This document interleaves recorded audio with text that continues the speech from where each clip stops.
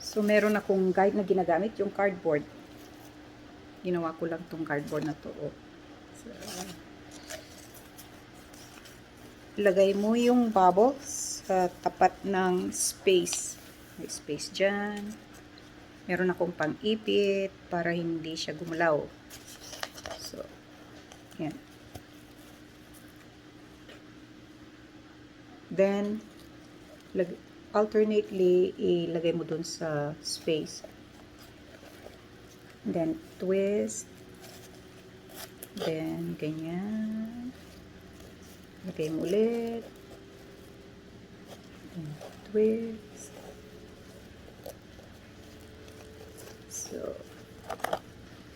hanggang sa dulo. Lagay mo siya. May baliktad. Okay, so, dapat pare-parehas yung twist niya. Para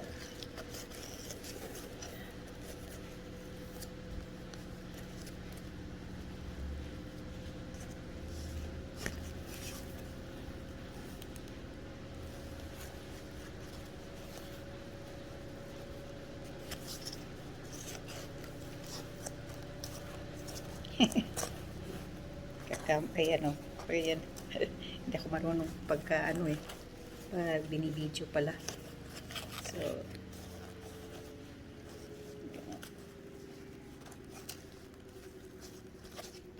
ayan.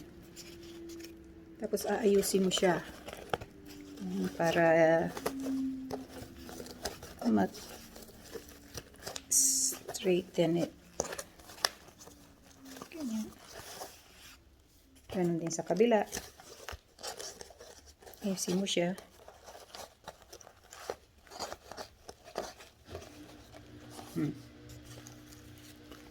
So, pag nandyan na yan, ang gagawin mo, kukunin mo to. So, i-release mo yun. Kunin mo siya. Alisin mo sa guide.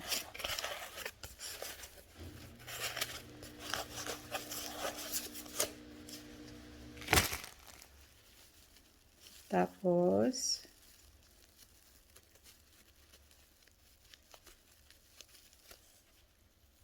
kunin mo yun. Yung string or yung wire. Yun ang pangtatali mo niyan ngayon.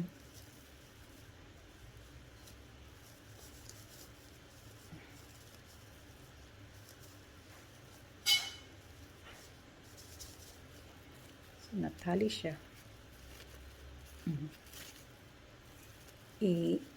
Ganyan mo na. I-spread mo siya, ayusin mo. Madali siyang kasi wired ribbon. So, kaya kailangan talaga yung wired ribbon ang ginagamit sa mga paggawa nito. Ganyan. Spread mo.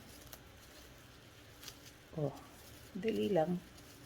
Medyo lang ako. Nahirapan kasi pag binibidyo. Yan. So, meron siyang ayusin mo lang yan. So, diba? Nasa yun na yung pag-ayos. Tingnan mo ito, oh. Marami akong ginawa. So, para sa Christmas tree.